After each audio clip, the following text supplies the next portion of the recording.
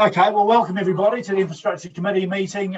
First one for this year, is it? Gosh, seems to be running away for us. I'll start with the karakia.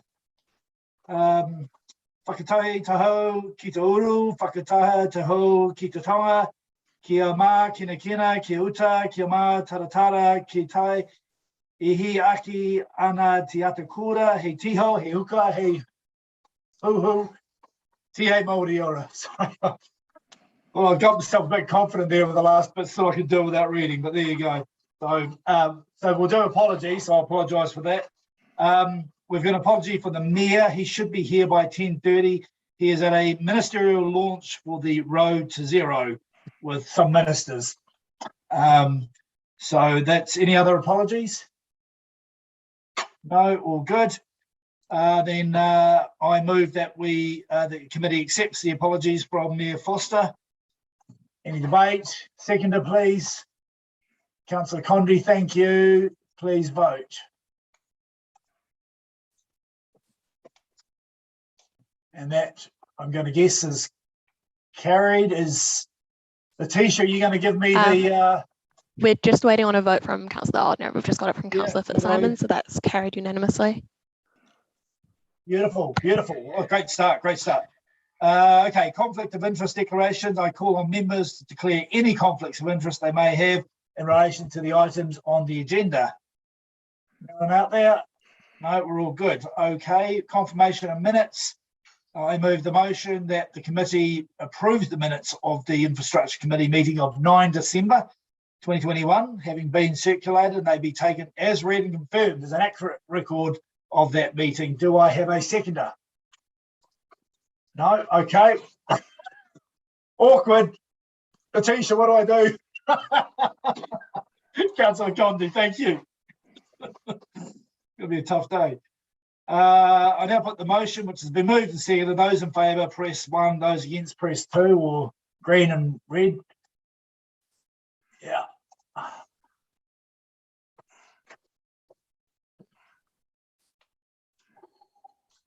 That has carried unanimously. Thank you so much. There are no items that are not on the agenda. I love that agenda item. Right, public participation. We've got a couple today. We've got Mayor Helen Warboys, who's the Mayor of Manawatu District Council. She's also Chair of the Communities for Local Voices, which is a collective of, I think, 27 councils who have got views on the Three Water reform. Are you there, Helen? I saw you a moment ago. Yes, I am. There you are. Okay, Helen. As an organisation, you've got 10 minutes. If you can leave some time for us to ask some questions at the end, that'd be great. We've got a short agenda today, so we might be a bit flexible on questions, folks. But Helen, if you'd like to start off, and we'll see how we get on. Thank you very much, Tina koutou katoa. And thanks for the opportunity to just share with you who Communities for Local Democracy are, who we are, why we are, and our view and what we're pushing for. So we're a group of 28 councils across the country. Dunedin City Council joined us yesterday, which is fantastic, and we have 4 other councils about to decide on joining us in the next week. So it is a growing collective. So why have we been formed? Well, if you think back to last year when we were going through the Three Waters debate, we discovered that LGNZ signed an agreement with the government without first seeking a mandate from their members. They signed an agreement with the government, and clause 4 said that they would not oppose the government's model for Three Waters reform. And then, as we know, that the government said that we had an 8-week period to provide some feedback. There would be consultation with our communities. And then the government went totally back on all of that and came out with their mandated Three Waters reform model. So as you're aware, there are communities all around New Zealand who do not support the government's mandated proposed model. And so a few of the mayors got together and said, well, if LGNZ can't speak on our behalf, the voice that is opposed, who is going to? So that's how we got started. A group of mayors came together and said, yes, we need to be the voice of our communities to really push hard for the government to pause, to go back and keep up with the word that they said and get back around the table and talk to us, because we are opposed to their model. And then as the work that we've done since then, their model is flawed in a number of ways. And we want to make sure that we work together and get a model that's going to work for future generations. So the first thing I want to squash, if you've heard rumours, and I hear the minister say it all the time, which is absolutely not correct, we do not support the status quo. The status quo is no longer an option. We want the same health and environmental outcomes for water quality as the government does, but we don't support the government's approach to this reform. And we commissioned Castalia, the international infrastructure specialist company, and they've provided us an evidence-based report. That all of that information is on our Communities for Local Democracy website. I recommend that you go and have a look at it. It goes through what our views are. It looks at the government's model. Based on the evaluation criteria, 7 criteria, it shows where the government's model is flawed. And it also shows a couple of models that we're putting on the table to say these would better meet the outcomes we all want without taking the assets off the people who own them. Communities for Local Democracy, we've only been going 10 weeks. As I said, we are a bunch of 28 councils and CEs and some comms people, and we've been beavering away. We launched in December last year. We met with ACT, Green and National and with the Minister individually. We asked for the opportunity to come back with our case. The Minister then invited us to do a presentation to the Ministerial Working Party, which we did at the end of January. And we have since, last week, we were back and had further meetings with ACT, Green and National, who all support our cause and who all say that if they were the future government, they would repeal the government's proposed model if it is in place. And so therefore, that's of even more concern, is we want a model that is sustainable and long-term and isn't going to get repealed. So we've done quite a bit of work, but we are limited in resources.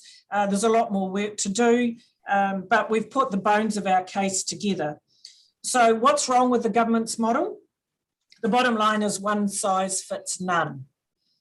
And the key areas that we're concerned about is the taking of community property rights without compensation. And you will know that there are 3 councils, Timaru, Waimakariri and Whangarei, who've taken a High Court claim out against the government seeking a determination on property rights. Because if you look at the legal definition of property rights, if you take property off someone, you need to compensate for it. And so we are looking, we've got one of New Zealand's top QCs working on that. We've seen the government's response. We are very positive in the determination, and we're looking to get that determination in April, May. And now that DIA have announced that they're delaying the Three Waters process till mid-2022, we will have that determination before the government takes the next step. So that will be very helpful. We also believe that the government's proposed model takes away the voice and accountability for our communities to have a say into local investment decision-making. And also, under the government's model, there's a really heightened risk of future privatisation by future governments. And you've only got to, think about the electricity sector and what happened there. Although, however, with that one, the government set the rules, but it had a local approach, and that's what we're saying here, that we should also have that opportunity. And it only needs 9 votes in Parliament to start a privatisation process. So for future governments. So what does Communities for Local Democracy want? We want to safeguard community ownership of our assets and ensure that local communities have a say. And this is local communities and local iwi having a say on our local assets. We want the government to pause its reform agenda and honour its word about working with us and iwi and councils on appropriate alternative models. And the other thing, we do support a national regulator. That's part of the problem, is that we haven't had really good national regulation with a backstop enforcement to lift performances for councils, and an enforcement measure if councils fail to lift their performance. But also we need some long-term sustainable funding models. So we want water reform that works for everybody, and we can do this together if we're open-minded, but we need to work together on it. A lot of the work that we've done supports the Productivity Commission findings back in 2019, Chapter 11, which is around 3 waters. The government commissioned this report and then have largely ignored it. And, you know, some of the things the government are saying is that scale and scope, you know, they've overcooked how that works. It needs improved governance of the assets. So we want government to set the rules around this, and for all local councils or communities to find their ways of how do we achieve that. We need backstop arrangements, some benchmarking, some monitoring, and it needs to be transparent. The 4-entity model is not transparent in how it operates, particularly around financial assistance. And we accept that there are communities who do need financial assistance to bring them up to standard. And we've looked at how we might do that and propose some options around that. We keep hearing about Auckland, and our view is that it doesn't work for Auckland, some of the alternatives that we're proposing, but Auckland shouldn't also dictate what happens in the rest of the country. And we believe we need a separate model for managing Auckland's 3 waters. We don't need the 4-water entity model to achieve balanced separation. If you look under the IFRS 10, the International Financial Standards, provided no one council has more than a 50% share, we can achieve that with other alternatives. 1 minute, Helen. 1 minute to go. 1 minute left. Thank you. So, like I said, you know, go to our website, have a look at the detail around this, and the key alternative that we're looking at is allowing councils to look at suitable council-owned regional enterprise models. And there are a number of councils around the country who've done really good work on this. Hawke's Bay is one. They co-designed it with their iwi, which is really important that this is co-designed with local iwi. And that's the model one of the models that we're putting forward.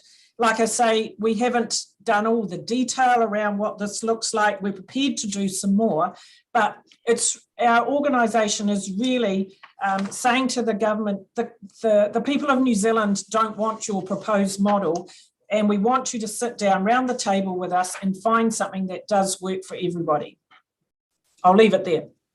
Okay, perfect on 10 minutes, Helen. I have collaborated with my deputy chair this morning about perhaps allowing a little bit more time, given the number of councils that you do represent and how important this issue is to us, and that our agenda is quite light today. So what I'll do is allow the 3 questioners who have got their hands up now to ask their questions and have their answers, but no real supplemental time, and I'll have a question at the end as well. Thanks. Okay.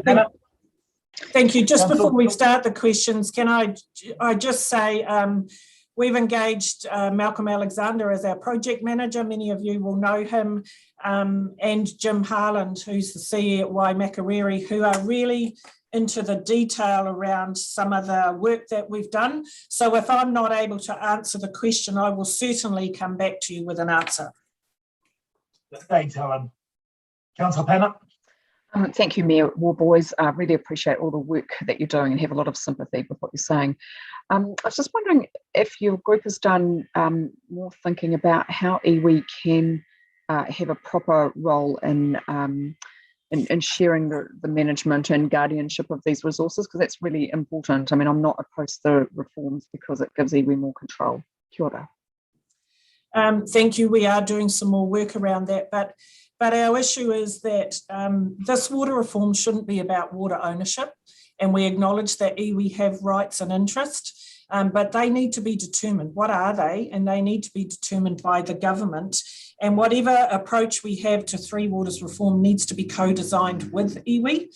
And in our view, taking an approach where the assets remain with the communities who own them, and on a more regional approach with iwi involved, iwi would have a much greater say locally on what on investment decisions, etc. And also, is iwi's role around the size of pipes and the operational side of water reform, or should iwi's role be more around the regulatory, consenting, quality of water, etc.? So they're just questions that we're asking. We don't have the answer, but absolutely we believe that iwi would have far more input, being able to look at some regional models, whatever they might look like in the end. Thank you. Councillor Calvert. Thank you, Mayor Helen. My understanding is that there is two national regulators, one to replace the Ministry of Health, which is focused on quality, and the other regulator, which I believe is still to be set up, is almost replacing the Auditor General in terms of looking at service standards. Do you see in your thinking that there's still the right mechanisms to go ahead at the very least? Well, no, because those national standards have not been enforced, and so we totally support the Te Mata Arawai regulator that's been put up. We totally support that, but it needs some enforcement framework around that. It needs some programs to improve the efficiency of our staff, some benchmarking, some annual reporting, much more transparency, and also that enforcement for councils that fail to meet those performance standards, and a reasonable time frame for councils to meet it, obviously. Thank you. Councillor O'Neill. Thank you, Mayor Warboys. My question is, obviously you would have experience with consulting with community about significant projects, and sometimes at the very end they come back and the community is still not happy, or a section is. So my question to you is, what suggested changes could you see working with this current model that would significantly improve it for councils like yours? The key thing that we're hearing from communities, a number of councils did engage with their communities over this, even though the government said we didn't need to. The key one is taking the assets off the communities. Communities have invested for generations into this, particularly you think about rural water schemes. Some of our farmers and their previous generations actually went out and dug the trenches and put the pipes in. They're really passionate about water schemes, and the fact that those assets would be taken off them and put into an entity with very little transparency, accountability, or a voice for our local people, that's the biggest issue that we're hearing across the country. Cool, thank you, really clear.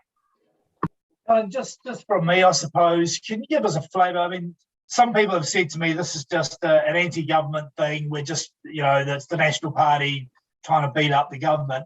Can you give us a view on the diversity of the political spectrum that make up the councils, if you can? I mean, we know, I think Dunedin's got a Breeden mayor. Anyway, just whatever you can share with that. Is this just political stuff just to have a go at the government? Absolutely not. And this is part of the rumour mill that we've been trying from day one. It is absolutely nothing to do with the politics around. This is about getting the government to honour what they said they were going to do. All the councils entered in good faith into the process last year, even if we didn't agree with it. We entered into the process believing that we were able to have some feedback and there would be some conversation and discussion, and suddenly that was chopped away from us. So It's absolutely nothing to do with politics or anything like that. And there have been those rumours going around. We are not aligned to any other group whatsoever, and we've made a conscious decision not to do that, even though there are a number of groups out there who support what we're trying to do. So good on them.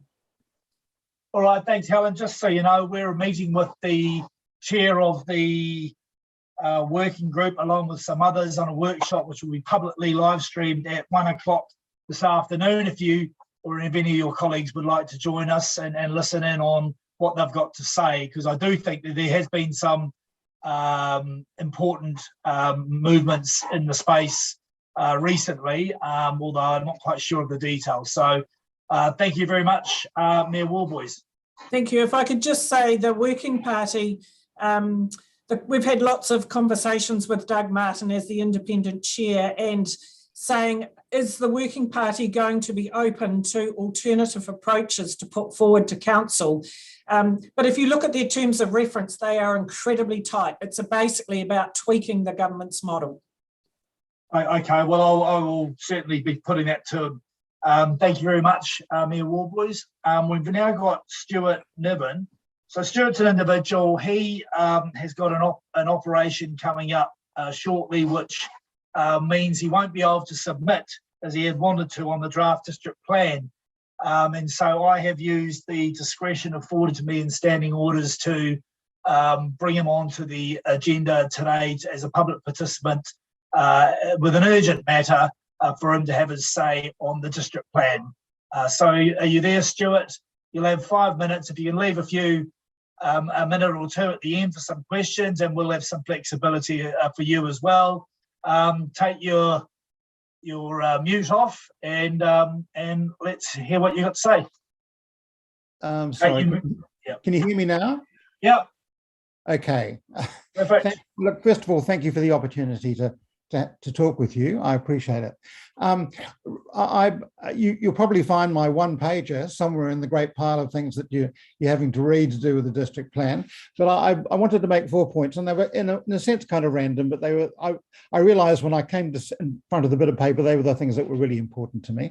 The first thing I want to talk to you about is my distress at the way that the word that maligned word character has ended up in the discussion about a district plan, because it's been in the city as an active quality of the city, a descriptive quality of the city for over 30 years now, and it is different from what it tends to have got sandwiched together with, which is heritage.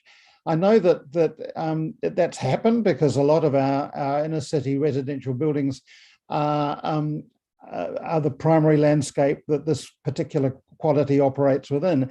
But it's much more significant than that. It's about the interaction between landscape and building. That's really the core of what character actually is.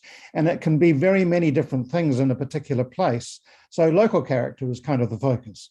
I know this because I'm one of those trusty people that you give the right to evaluate new development against the design guides and give my opinion. So I'm in the trenches on this, have been for the last 3 years, actually. So I know that there's a distinction to be drawn between the quality of character and the quality of heritage, and that the quality of character is a bigger parenthesis, and it's an important one to consider, because this is, like any city, this is one that's marked by idiosyncrasy, especially in the relationship between topography and building.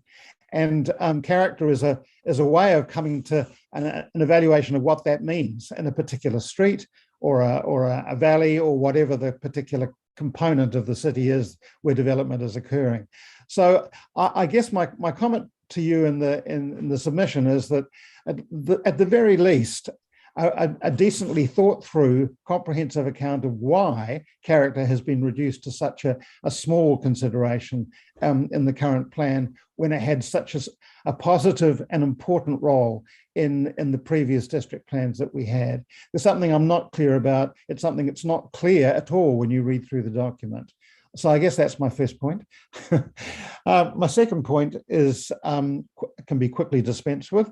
The library doesn't appear in your list of heritage buildings, which surprised me, because heritage as you know, Heritage New Zealand saw fit to list it last year. Now, Heritage is a government agency. It's not some kind of rabid voice for heritage with arbitrary rulings. It does have a process, and it's careful about it, and it saw fit to list the library. So I'm not clear why the library has not been included on the list of heritage buildings in the plan. The third issue, you could say is probably my most partisan issue, but it actually isn't partisan. My reading of good plans is that quite often good plans equate between popular understanding of the physical circumstances of a city, in other words, being able to read it on a kind of a non-specialized basis, and the plan itself. The closest to the equation between those two things, people's understanding of the city visually and the plan and what it says about the city, the better the plan. So why I'm raising this is because I've seen the physical definition of the central area slightly increase at its perimeters. And one of those perimeters is Kent and Cambridge Terrace. Now, most people, I would imagine, in this city, standing in Kent and Cambridge Terrace, would understand that the east side of Kent Terrace is actually the edge of Mount Victoria, not the central city. I know the reasoning behind why the boundary is slipped over the line, but as a Mount Vic resident, not a rabid resident, but a Mount Vic resident, I really can't understand why that occurred here, because as part of the group that proposed to you a possible way of getting decent density, added density into Mount Victoria, was to utilise that incredibly important edge to Kent Terrace, which has got an incredible ability to take density. About 30 seconds left, Stuart. Okay, right. So the last one I want to raise are the design guides. Now, I'm aware that you may have a very big criticism of design guides coming at you, holus bolus, from parts of the development community. And I would really urge you to push back on that. They've proved their worth. You know, the city that we have today and its sometimes incredible appearance as a result of the undeclared operation of those design guides and the skill and care with which they've been utilised. So anybody that comes in front of you and argues that they're a limitation on their freedom as developers and that makes decisions for developers, takes decision making away about design from developers, I have to tell you, it's complete crap. Okay, thanks on that note, Stuart. We're going to have to wrap it up. Okay. I see that questions we've run out of time for questions, but I really appreciate you taking the time, and good luck with what's coming up in front of you. Thank you very much. We'll see you back a bit later in the year. So all the best. Thank you. And thank you for hearing me. Okay. Okay, colleagues. We're moving on to the first paper of general business, which is the wastewater services update. Siobhan Proctor is going to provide an introduction to the report, and I think Colin Crampton from Wellington Water is going to give us the chapter and verse and answer questions. Siobhan? Thank you, Chair Rush, and good morning, councillors. Yes, this is a report on the review that Wellington Water has conducted on the operating model for the wastewater treatment plants. So you'll see from that between May 2020 and October 21, there's been 10 warnings. Just for context of those, we've had one infringement notice and one abatement notice at Moa Point, and we have had an abatement notice at the Western wastewater treatment plant in Pūroro as well. That's in the last few months. So Wellington Water have commissioned and completed an independent review, which Colin will go through. He has also, you will have the memo that Colin has provided last week. So I'll hand over to Colin to take it from here. You might just want to give a quick intro, Colin, and then take questions and take the papers as read from there. Yeah, tēnā koutou katoa councillors, and thank you for having Wellington Water on here. I think I'm joined by Steve Hutchinson, our Chief Advisor for Wastewater. There's a big list on there, I can't see him. Oh, there he is, thanks Steve. So I wanted to just break the conversation into two parts, if that's all right, Chair. The first on just having a discussion about the review itself, in terms of what it says. And then I'd like to move on to discuss, the progress we've made on implementation since the review was finished prior to Christmas. Does that sound all right, Sean? Yep, sounds good. Thank you. Okay, so on the 17th of August 2021, we had an overflow of the sludge blanket on one of the clarifiers at the Pūroro wastewater treatment plant. And prior to that, we had a number of non-compliance and breaches against resource consents on this contract at the various plants around the region. Some based on human error of Veolia, and some based on the asset performance of the plants. But this one was a new step change in impacts on the environment.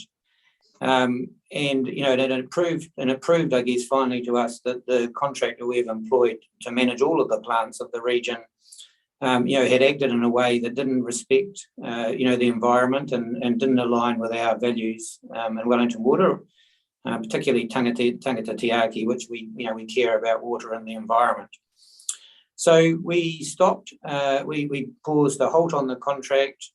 We suggested we made the proposition that we would conduct an independent review, and we appointed Rowley Frost from Auckland, a very experienced and seasoned general infrastructure engineer, and Raveen Jadaram, who was the ex-CEO of Watercare, to conduct the review. You will have your own views about what the review says, but from our point of view, Veolia have not exercised the promises they gave to us in the contract over that period of time, and that Wellington Water had not undertaken its contract management responsibilities as comprehensively as it could, and that there had been a series of escalations during 2021 where we were dissatisfied with the contract that resulted in many interactions between ourselves and Veolia up to board level that did not result in, in hindsight, did not result in the change we were wanting. So as a consequence of the review, when it was delivered, when we started the review off and there was clear signals that it wasn't going well, Veolia started an internal change program. And now that the review is finished and we're looking ahead towards implementation, we're satisfied that the need for the review to stop, regroup, and reset this whole contract for the betterment of our customers and the environment was exactly the right thing to do. So that's as much as I want to say on the review report itself, and then I'm very happy to follow on with that with telling you where we're up to with our implementation plan. Would you like to take some questions on that section of your report now, Colin? Yeah, very happy. Very happy. Colleagues, do you want to, Councillor Fitzsimons? Yeah, Colin, can you just tell me what the options were that were available to Wellington Water had the review not contained the findings it did or given you that comfort? Like, what could you have actually done anyway? Well, to answer that question correctly, Fleur, we'd escalated the poor performance up to a regular governance group meeting between Wellington Water and Veolia, and then when that hadn't worked, they came to the major projects committee, and then we reviewed it to the board meeting, and so we had generally decided that we were going to try and make the contract work by rebuilding the relationships. And we were in the process of doing that. That was the strategy, to rebuild the relationships and reset the contract. But the event of the 17th of August was so much worse than any of the other ones. That's when we just drew a line in the sand and did the review. The other would have been to terminate the contract. And we chose at the time that, that in our minds would have been a very draconian step and probably would have made things worse. Yeah, that kind of was my question. So that was an option available and is an ongoing option available to Wellington Water under the terms of the contract. Yeah, and we asked and we rather than deciding to do that ourselves, Fleur, we asked the reviewers to encompass that in the review itself, because they could have come back and said, you know, it's so broken that, you know, you better to terminate and restart. And so we asked them to consider that. Yeah, thank you. And if you had terminated, would that have cost? I mean, obviously there's ongoing costs, but is there a cost to terminating? I'm not sure of the full contract conditions, but I would imagine the only thing that would have happened was that they might have had a claim against us if they thought it was unwarranted termination. But the true cost, of course, would have been that, you know, we would have had to scramble around and work out how we would have delivered it in the meantime, which, you know, which would have been a pretty scary prospect, I think, for us.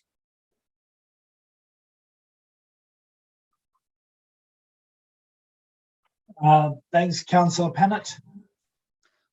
Thank you, Colin, for coming along today. I guess I was a little bit surprised, really, because we had a 25-year contract with Veolia.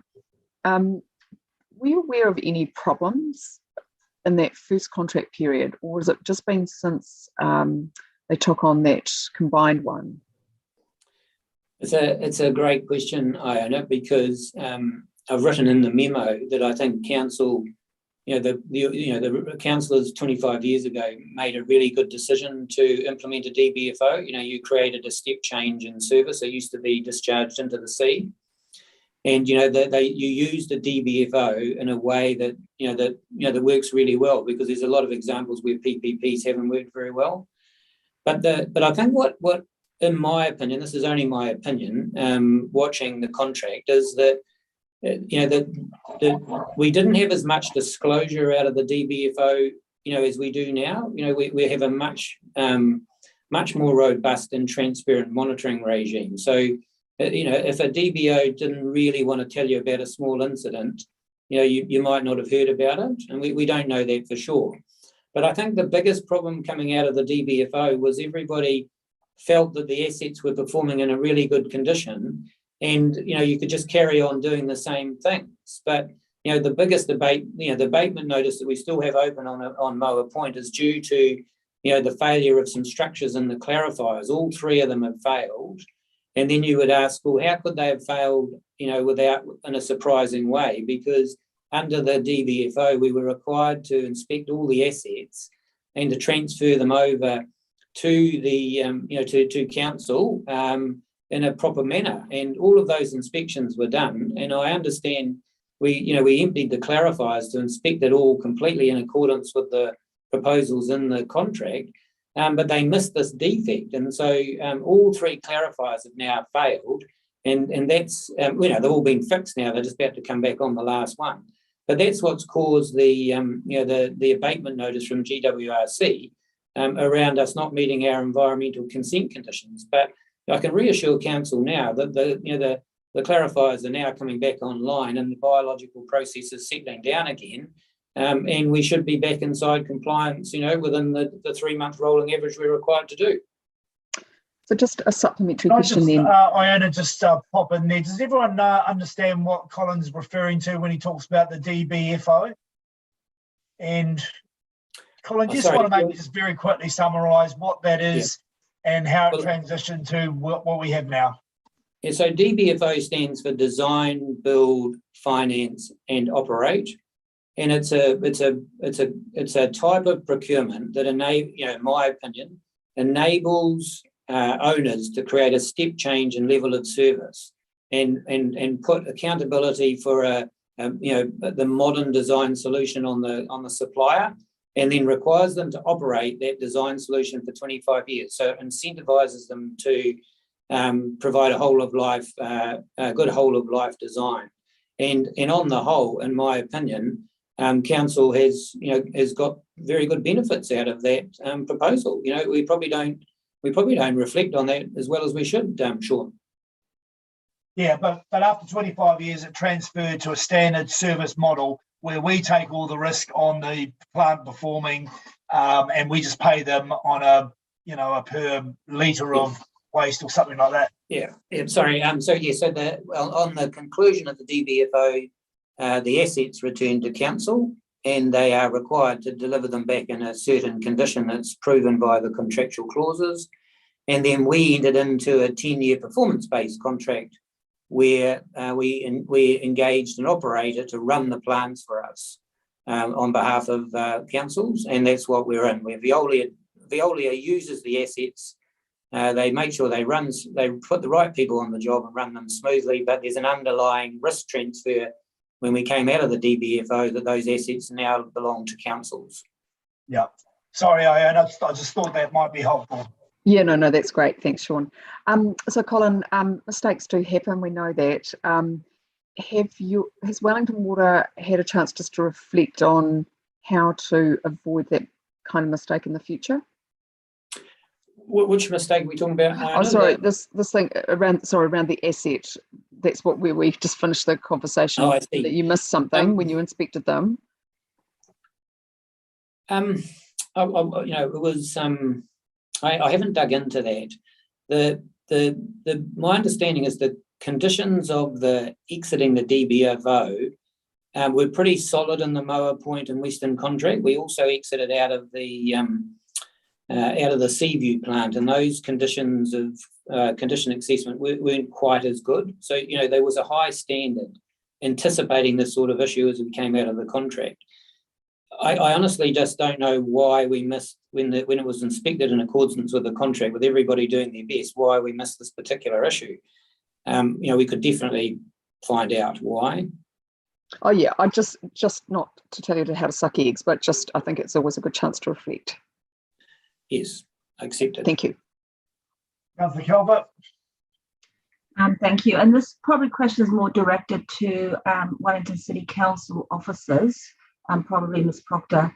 But I just wanted to know is, obviously Wellington Water has requirements to manage the contract with Veolia, in line with the conditions, but has there been any lessons learned from actually our management of our agreement with Wellington Water in respect of this? I mean, are there any improvements that from a Wellington City Council perspective we are considering or should be considering? So we are executing our function in terms of managing that management services contract. We have been in very frequent correspondence with Wellington Water around the abatement notice, especially for Moa Point. We have had part of our legal team working with Wellington Water and Greater Wellington Regional Council in terms of our response to that. So I think we're doing what we can in terms of our part. But yeah, there's always opportunity to improve. So do we know where those opportunities to improve may be? So again, it's just being really clear about the path forward to actually clearing those abatement notices and addressing the issues. And are you comfortable that we've got the right skill base and resources and volume within City Council to do that work? Yes, I am now. So we've recently just appointed a new wastewater and resilience manager. So that was Mike Mendonca's position. So we now have Chris. I'm not sure if he's online or Chris is in line. So yes, we now have Chris on board. So yes, we've got sufficient resource for that. Thank you. Is that enough to finish, Diane? Deputy Mayor Free. Thank you, Colin. It's always good to have an update from you, and it gives me confidence that we're getting good information, so thank you. I guess I am interested in I've got a couple of questions. First one, although I don't want to poke too many fingers at this, who was responsible for doing the inspections? Were they internal or was it a contracted job? And as I guess as Iona said, are we confident we've got the skills going forwards for people to pick up all the little issues that might be present? Look, I think the best thing to do with that, Sean and Sarah, is just to write you a story about what the contract required, what we did. Unless Steve Hutchinson can give you better information than me, I think we're better to write that down and just send it in to you so that you can answer that. Because I honestly don't know. Steve, do you know? Look, yeah, I do. It was a combination of Wellington Water staff and Veolia, of course, and then we had some external engineering consultants supporting us. those inspections. The particular clarifier detail, I don't want to go into all the details, but it was a particularly awkward, difficult spot, very, very hard to spot, even in hindsight. But we can document that, as Colin said. Okay, thank you. And my other question just relates to the steering, what are we calling it, a steering group, which has been set up for oversight going forwards. And I just wonder when that was set up and, what was the rationale behind the members? And also, I believe we may have an amendment. And so I want to ask you if you've got, if you think it would be a good idea for us to have a Wellington City Council, someone there representing our interests particularly. Yeah, you're dragging me into the implementation part. Would it be all right to address that question? Yeah. Just in the yes. I'm happy to do it now, Sarah, but it probably falls into a better tell you about the implementation. Okay, so you can answer it later on. Yeah, of course. Okay, that's fine. I'm perfectly happy with that. Thank you. My pleasure. Councillor Phone. Colin, thanks for coming in today. Can you hear me? Yeah, I can just, yep. Colleagues, can you hear me? Yep. Okay. Actually, my question is for Wellington City Council team. Just why it seemed like Wellington City officers were absent from the review panel. Can anyone answer, why we weren't able to be there on the review panel? Is this in relation to the implementation plan or the original steering group? There was an interview panel as the assessors went through, and it doesn't seem like we were part of that interview panel or submitted. Yes, so that was probably on me, that there was an email that came through which I missed, asking if we wanted to be interviewed, but we would have wanted to be interviewed. So yeah, that was my fault. Okay, slightly overloaded. At the time, yes. At the time, okay, good. Well, it's good to know we've got the team on to participate in the future. Thank you. And Councillor Fitzsimon's new question. Yeah, look, I've been trying to work out when to ask this, but really it's just a follow-up from the emails I sent about this, and I'm mindful of a thing I've said previously, and that I don't want to regret not asking questions about water and water infrastructure, because I think probably we didn't in the past. And one of the things that I've asked for advice on from officers is, what are the governance levers available to us when we are worried? So that's one question. The second question is relating to the relationship and participation of Wellington City Council. So our chief executive commissioned a review which said that the relationship needed work and that we needed specialist expertise on our side. And now we haven't been able to participate in this. So what is going on? Where is that specialist expertise, and how are we implementing the findings of a review that was just done 18 months ago in that regard? The first one. Okay. I'll answer the first one on the governance question. So, and apologies, Flo, I know I haven't responded to your email, but there are terms of reference that I'd like to send out for the Wellington Water Committee. So that's the governance board that I think Sean is, Councillor Rush is our representative on. So we have the management services contract, so that's at the management level, and then the Wellington Water Committee governs from your level. So I will send those terms of reference out. Yeah, and I'm keen to have advice on the levers within them, but yeah, I will hopefully talk to you about that too, Councillor Rush.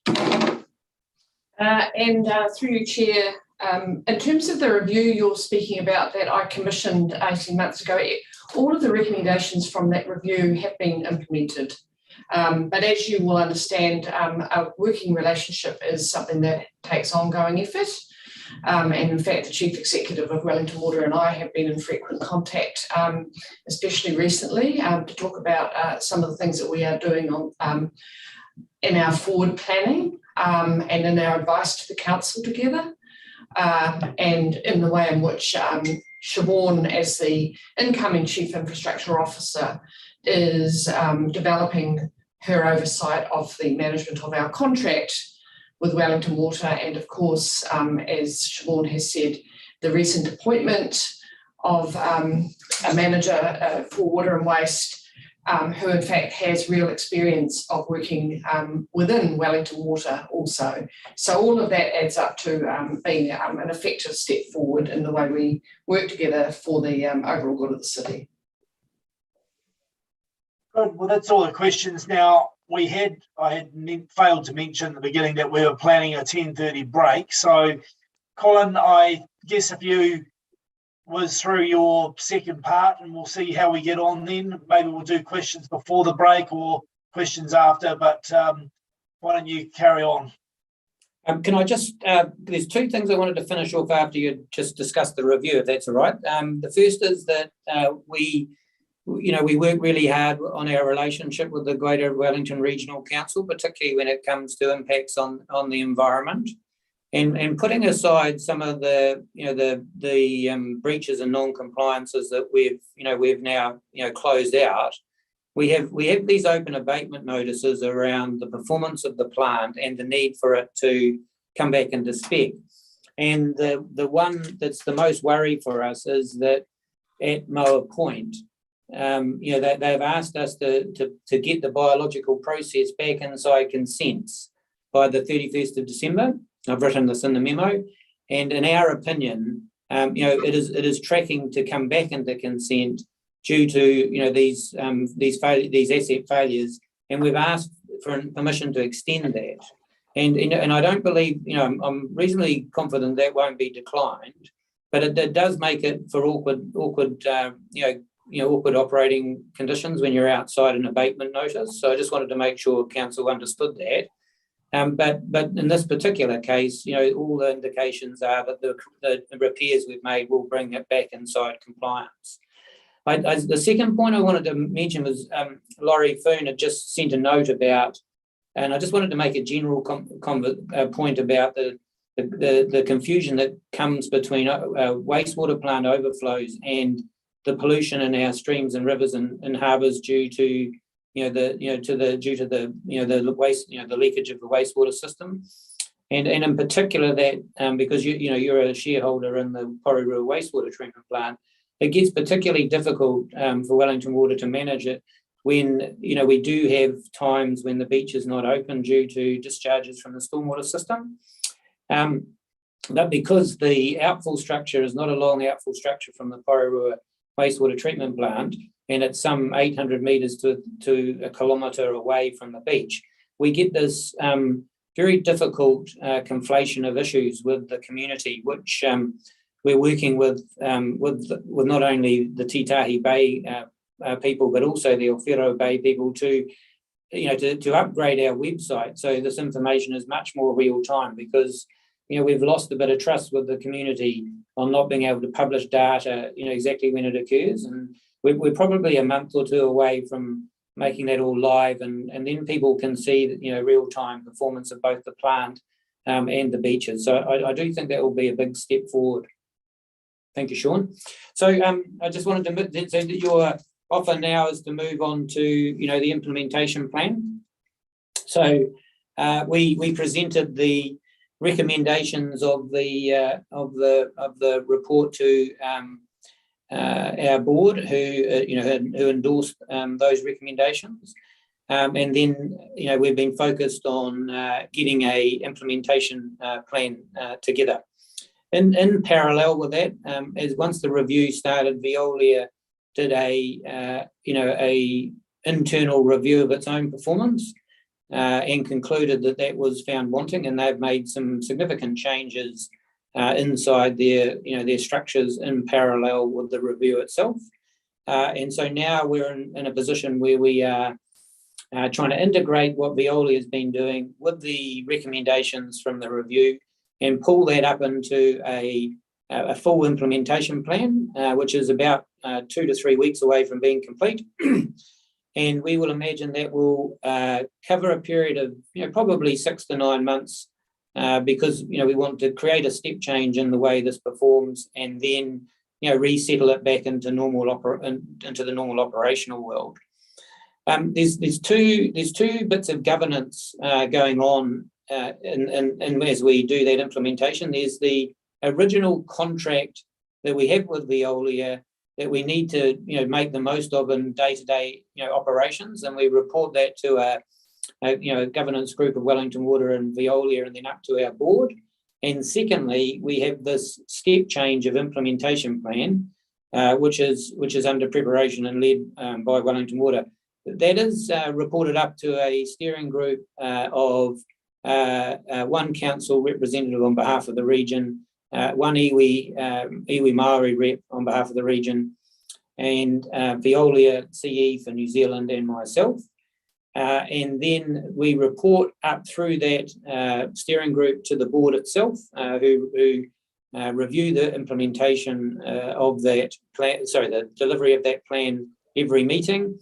And in that meeting, we call in the CEO of Australasia from Veolia, who's assured our board that this contract is important to the Veolia international company, and that he's committed to providing all the resources necessary to bring about the change. So, I do believe that as a consequence of the review, Veolia, have lifted their game considerably, have the right people on the process, and are focused on making the changes we need to make.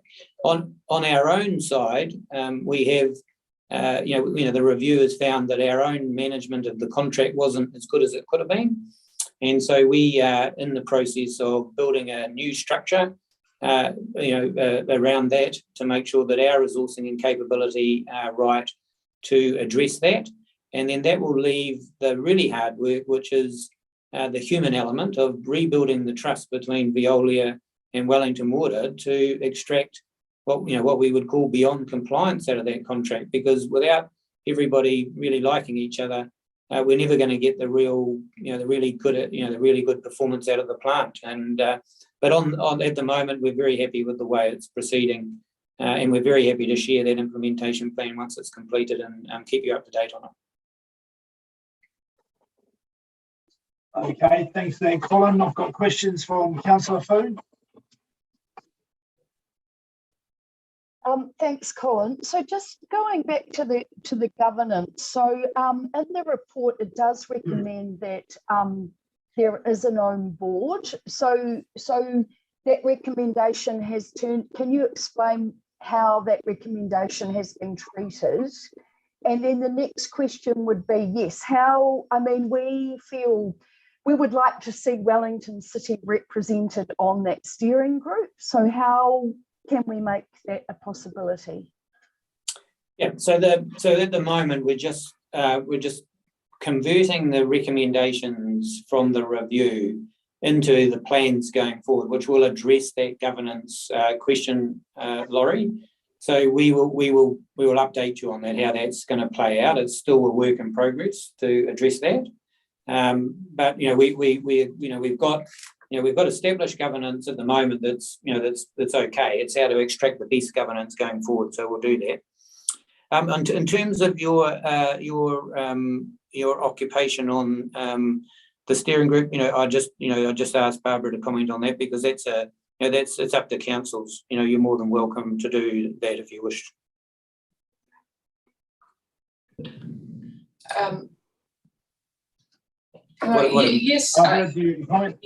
Yes, through you, Chair. So, yes, indeed, we would like to be on the steering group. And also, I think my advice to you is it would be appropriate for Wellington City Council to be represented on the governance group.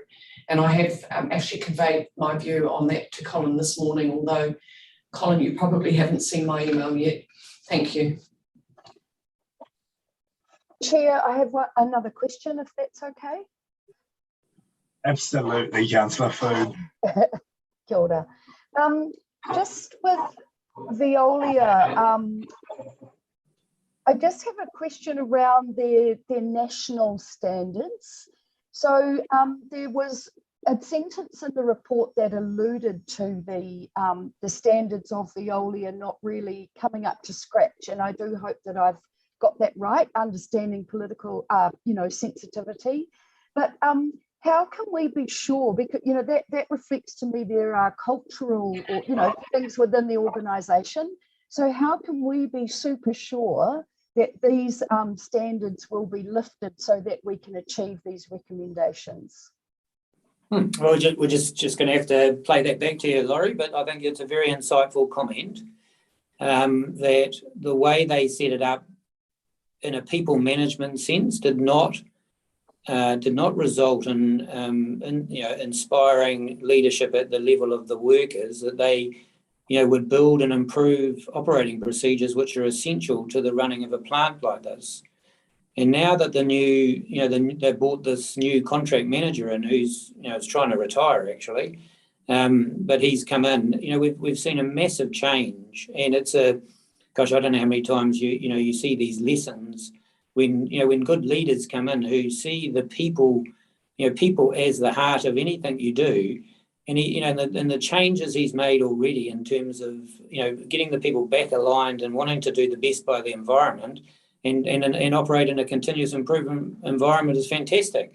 The trick for us though is in a market where it's very hard to find these people and he wants to retire, and we really don't want him to go, to tell you the truth, but how do we grow someone on to fill that role going forward, and then begin the succession planning of getting the next person to want to aspire to be that person. And to tell you the truth, councillors, I feel that part of the problem here is wastewater. The profession of wastewater has been pushed down into a dirty exercise, and it should be celebrated as something we do that results in us looking after the environment. And until we can turn that around and get much more excited about it, we're just going to struggle to recruit and build capability, in these areas. It's I think it's something that's quite disappointing, personally. I get very excited about wastewater, Colin, so I will come and talk with you afterwards about it. Okay. Well, if we can get rid of it, we'd be happy, wouldn't we? We'd be able to swim and look and wade in our streams and everything, be totally happy, wouldn't we? Deputy Mayor. Yeah, people get excited when it goes wrong, as we've seen recently with certain things being tipped where they shouldn't have been. I just want to return to the steering group and reflect on how was it established and under what authority. And I'm wondering where the political oversight committee that we put over the board of Wellington Water came into it as well. So I guess I'm just interested in the governance arrangements generally. And it was sort of related to my earlier question, but I didn't feel I got a complete answer on it. Oh, I see. Sorry about that, Sarah. So Wellington Water is a company that's owned by the 6 owners, and so we have an independent board who oversees the performance of our our operations, and then we report into each of the 6 councils as asset owners in terms of making sure everything's working well. And then you have a water committee. There's a water committee that sits over the top of that. That we can go and talk to around streamlining our governance, in terms of doing the SOI and the annual report, which goes to the water committee. That's how we manage. So when we have a chair of that water committee that Wellington Water works with, and we have a case manager in the councils who is Wendy Walker, who tries to streamline the way in which we work with the councils so that we can do that as efficiently as possible. So in the case of the review, we kept everyone, all of those parties advised. And at the stage the review started, I suggested to Wendy that we form a steering group to help guide the review's conclusions, to make sure they're answering the right questions, and then to roll on and oversee the implementation of the review itself. And our proposal is always to try and get just one representative, council and mana whenua, on those steering groups each time, that they represent the best interests of council. And if we aren't able to do that, then we have all the councils on those steering groups. So it's just a choice. If it's really serious, I guess all councils want to be there. If they think they are okay with one person representing the position, that's another way through it. All right, thank you. That's a good answer. Thank you. Right, Councillor Condi and Councillor Foon, then we're going to have a cup of tea and we'll come back. Any other questions, and then we'll vote. Councillor Condi. Thank you, Councillor Rush. Colin, the report has really come back and said that there's some capability building that you need to do around contract management and asset management and planning in this area. I guess my question is that something that you think is just limited to this area of this particular wastewater contract, or is that something you're concerned about across the organisation more widely, and what work are you doing across the organisation to strengthen those two areas? Yeah, so on the asset management side, that is a serious work in progress, councillor. That we have to lift our game. We've been trying to lift our game, really solidly over the last 3 years, and we're still classified as immature compared to other infrastructure companies, and we're really trying hard to lift that, both from a systems and process, data collection, much better data collection, and better asset management, more generally. So I feel the comment lands across the whole organisation as we would expect, that there's lots of work to do. Now, if we compare ourselves to, for example, Watercare or other infrastructure providers who have been in this business for a longer period of time, they're appreciably ahead of us. So, we've got to keep working on that all the way through. On the contract management point, I feel that we didn't understand the peculiarities of coming out of a DBFO into the split role where councils owned the assets. We had a contract with Veolia and the way in which we managed that with them, and the reviews helped us to set up a new organisational structure that we're now filling rapidly to deliver that correctly. And so I do believe we'll get that right, but I don't believe we have that problem across the rest of the organisation. Thanks, Colin. Okay, Councillor Foon. Just in regard to capability, Colin, how confident are you that we can recruit? Because it sounds like through the report there's a lot of change that needs to be made, and some people have left and new people need to be appointed. So I am asking about your confidence in that area, given it's a national challenge at the moment. And the second question is around funding. What we're about to put in place in regard to the recommendations also sound like there might be costs that need to be assigned to that. So yeah, so just what else is needed financially to make sure that these recommendations can be adhered to? Laurie, I don't know how to paint the capability picture to you, but I'll try and do it as maybe broadly as I can, if that's all right. We're in a chronic labour shortage in New Zealand. And water businesses aren't that exciting to people. So we've done really, really well in the last sort of maybe 5 to 7 years on your behalf to build up the capability to do an okay job for you.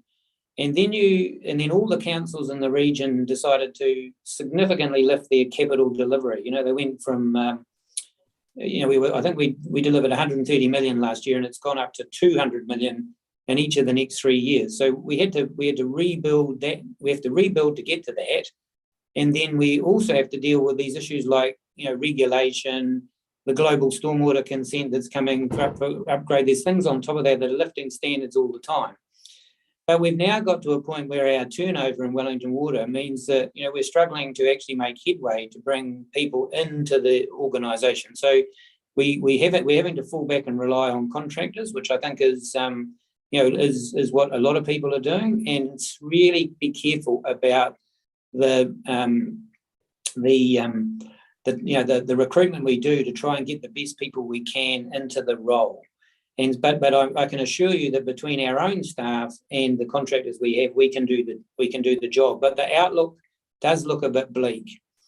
And the last point I would make on that is that when we look forward to any form of water reform, there's a national transition unit going to be setting up in Wellington, and then there's meant to be a Entity C transition unit set up in Wellington, and then we're here. Wellington Water's here, the third layer. And it's really, really important if water reform does go ahead, if we're to concentrate on managing, the delivery of your capital program and, providing services to customers, that we can do that without being distracted in a way that makes it harder for us. And I do have a bit of fear for that. On your second question around the funding, I've mentioned in the memo that in hindsight, we contracted for just meeting the performance requirements of the contract. We ended up forcing a competition to get the best value we could to just meet the requirements of the contract. And we're now working with Veolia to make the most of that. We don't want these small breaches and non-compliances around the edges, because it loses confidence of yourselves and others, and it doesn't meet with the values of Wellington Water. So we've got a first stage of that is to extract as much as we can out of the performance of Veolia and ourselves to make sure we can meet all the requirements. But I guess the only thing I would say is it would seem to me the review is saying having more of a buffer in the contract and not just be trying to meet them all the time might be something we want to consider. So we've got the opportunity to work with Barbara and her team around how we optimise the performance going forward, and we'll consider putting that up as an option for them. And we don't know what that means, but in a philosophical level, it says try and find a way to create more buffer between the plants performing every day versus going immediately to a spill. Does that make sense? Hey folks, thanks, Colin. We're going to go have a cup of tea now. I think there might be whare poku stuff as well. So we'll be back at 10:55. Is that okay? Did you want me to come back? Are you saying, or am I finished? I think Colin's explained things, but I think we can just come back and vote. Or do colleagues have other questions? I think we can release you, Colin. Thank you very much, councillors. Thank you for having us, and thanks for the questions. Good. Thanks, Chair, Colin. Appreciate it. Chair, all right, we'll come back and we'll debate the motion then. Thank you. See you 10:55.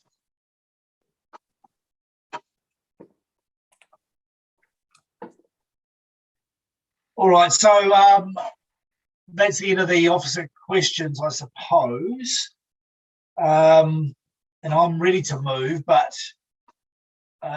my chair's notes telling me any questions before we move on the debate. I'll move the motion as an amended substantive, but I'm waiting to see. I haven't seen that put together. So Sean or Letitia, is that going to be available for my colleagues? I think it's gone across on the emails, but yeah, I believe Sean is going to be circulating that, and I do have that in the minutes that I can share with you if you'd like. Well, I'm not sure that my colleagues have actually seen the text of certainly number 3. So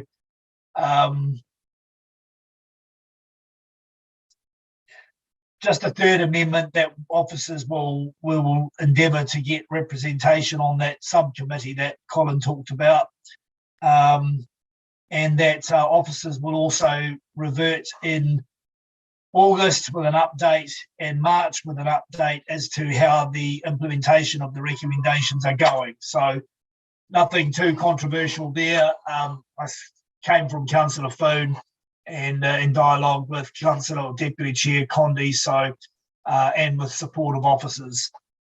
And I think Sean's just sent that round now.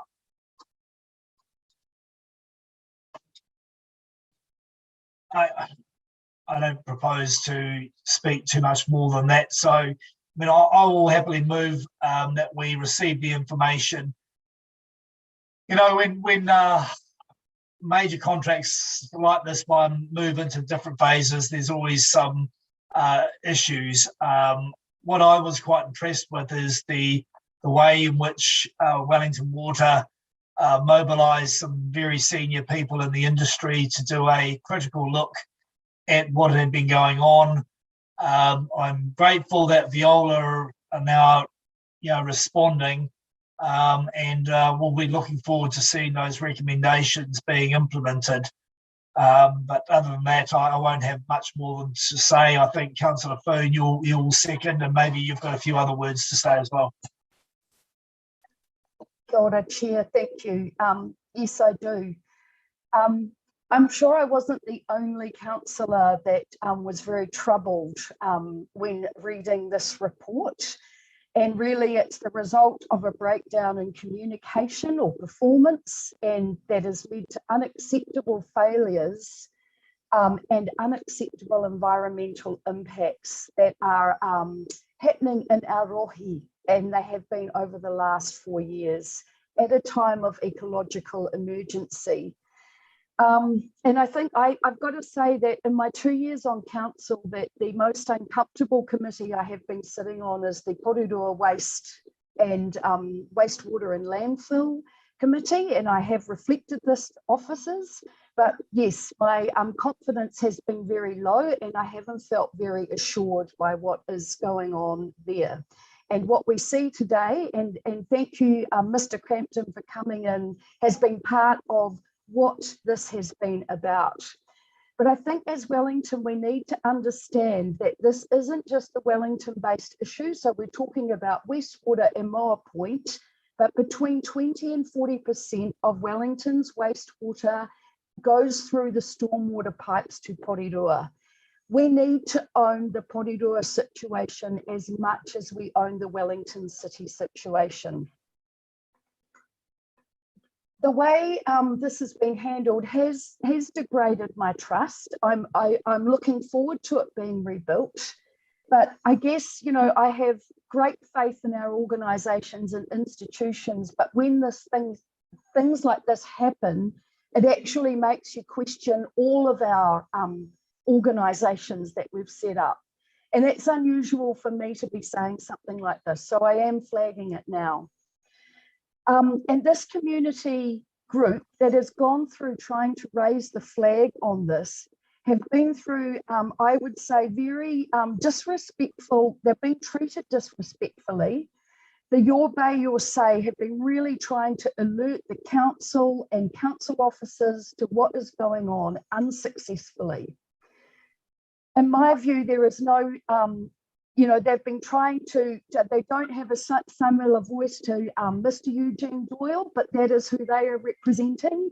And in my view, there is no match for Councillor Fitzsimons calling them out on this in the Pūroro City Council. So, yeah, just I need to say that as an employer of 25 years, trust has been my #1 value. And that actually we're going to have to work very hard to rebuild the trust that we have eroded, not only with us as councillors, but the community as well. And I look forward to seeing this happen.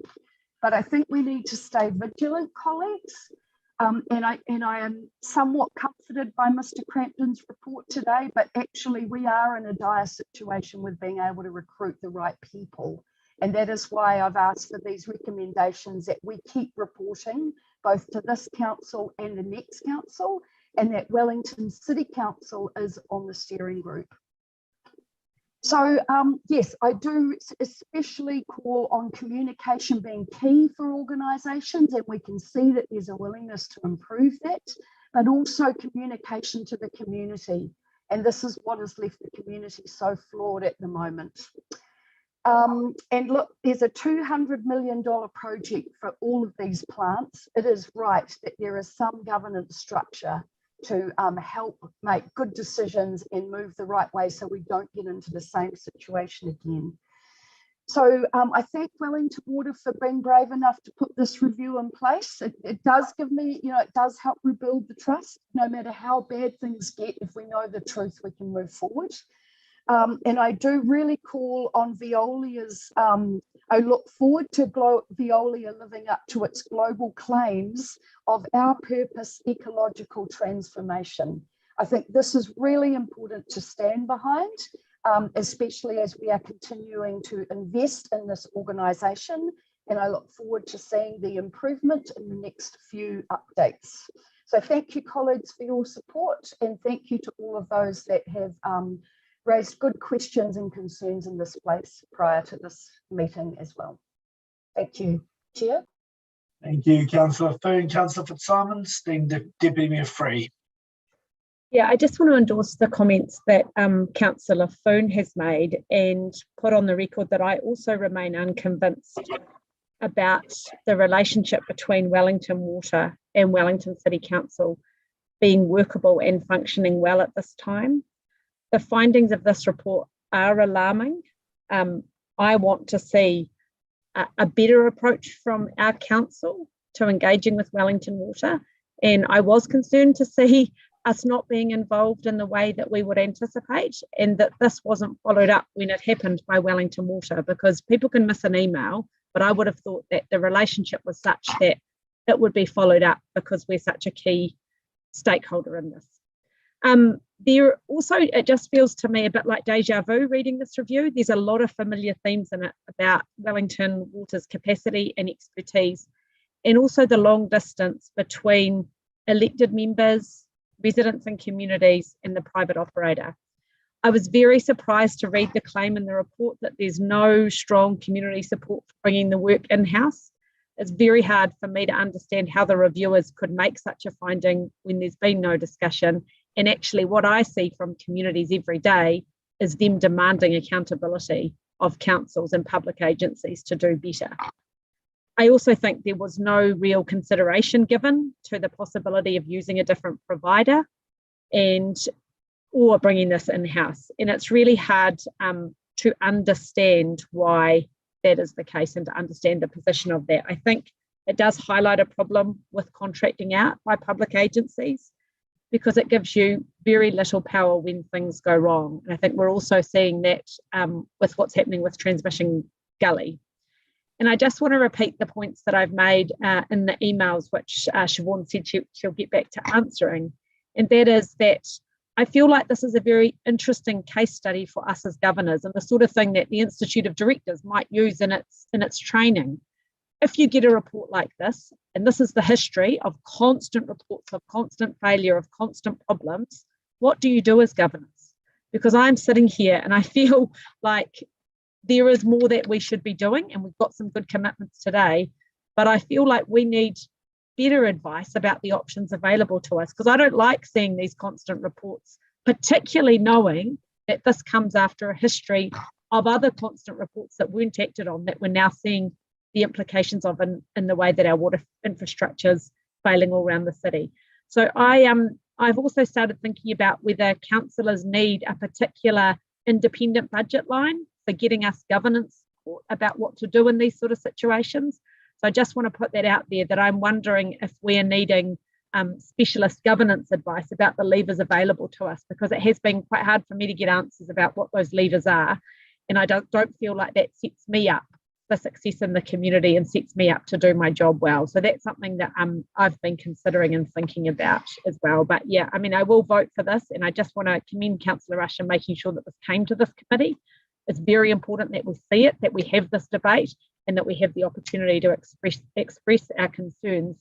And I'm certainly hopeful that our ELT are listening to them and acting on them, because they are widespread and it's been a consistent theme. Thanks.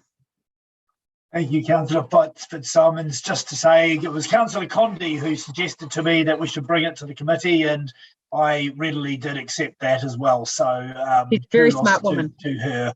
Indeed. Deputy Mayor Free. Thank you. I'm just reflecting actually that when I first came to council, I was on the capacity board, but that was the forerunner to Wellington Water.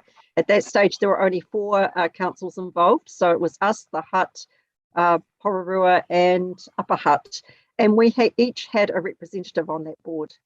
So the board was also had a couple of independents to provide a bit of technical nous and some financial nous, which we didn't necessarily have. But we've moved quite a long way now into a more complicated governance model. And I'm not sure, I do understand the reason to have a professional board, but what I'm not seeing is an integrated way, and I agree with you, Councillor Fitzsimons, I'm not seeing how the governance as an integrated way that's fair to all the parties that have actually put a lot of investment into the organisation.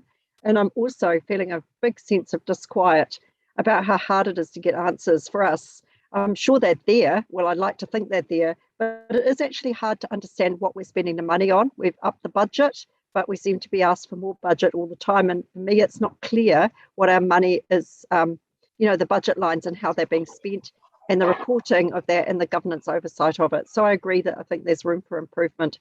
I hope that will happen. I also have a sense of disquiet around the Pūroro wastewater treatment plant, because since I came on council, I was made aware that we own, I think, 25% of that. And it's always been said that it would need renewal at some stage. That was now 8 years ago, and I'm kind of wondering if it needs a bit more attention, and a deliberate plan to actually put aside money, or bring it a little bit more into our consciousness that there's going to be a fairly major spend needed there. The other thing I find myself thinking about is if we're finding a disconnect with our own entity that's only made up of, I think it's a few more councils now, but it's still a very localized entity. What's it going to be like with a bigger model where we're one of 4 entities nationally, and how is that actually going to work? I'm not saying it can't, but I do feel a sense of disquiet around it, because I know that, we're expressing a sense of disconnect with this model. I can't see how that's necessarily going to be helped by having a larger entity. Thank you. Setting me free, Councillor Calvert. Yes, and I want to support some comments by Councillor Fitzsimons. I think what we've got here is now we've got the wastewater plant, but we also know there are other aspects that we're having to consider, such as how we minimize the sludge and what we deal with that, and that's a huge investment or potential investment. We also know how we're going to be managing even just the day-to-day operational aspects, and we know there's some figures being worked on, which is, we probably don't have enough in our budget for that going forward. So I'm just feeling that everything, even with Wellington Water, is being siloed, and we are looking at decisions individually on different aspects, and it does concern me. Whilst we're relying on Wellington Water, I believe there's an opportunity for our own organisation to look at making sure we have the right skills and resources on board to be able to at least make sure that we are managing the contract as well as we can. I appreciate it's hard to get hold of resources. I'm not sure whether we've got a water engineer on our own staff to ask the right questions and monitor. But I really think the buck stops with Wellington City Council. So regardless of us passing over contracts to other organisations to manage on our behalf, we at the end of the day are the ones held accountable. So we do need to ensure that we are getting the information in a timely way, and we do have the resources to ask the questions and get answers that we want to. And I think that's essentially what Councillor Fitzsimons was also referring to in terms of a budget line. We had the Mayor's Task Force on Water a year or 2 ago, and I thought that would have made sure that our organisation was set up to deal with to make sure we were providing good governance over this. I'm not sure whether it's perhaps gone as far as it could have done, because we're still sort of experiencing issues that I would have thought we would have been making a bit more progress on. So yes, I will support the recommendations here, but I would like officers to know that we can't just keep dealing with things in a silo way and repeating ourselves and having to deal with similar type issues. Thank you. Anyone else? I will exercise my right of response then. Just, I am aware that, and I'm not sure if he has started yet, that there is expertise being brought into the organisation, and to address the area that you were discussing, Councillor Calvert. I tend to agree. I mean, my observation when first getting into the council and into the role was that too much had been outsourced, and we'd left ourselves exposed with not enough expertise in house, in a technical sense to be able to actually assist, not just assist the guys at Wellington Water to understand the needs of council, but also explain to councillors where things are going right and where they weren't. So I know that that the CEO did take steps and has taken steps to address that. So look forward to seeing that come to pass. I guess when I look at the organisation's performance as a whole, if it wasn't a quasi-political one, you'd actually say that some of these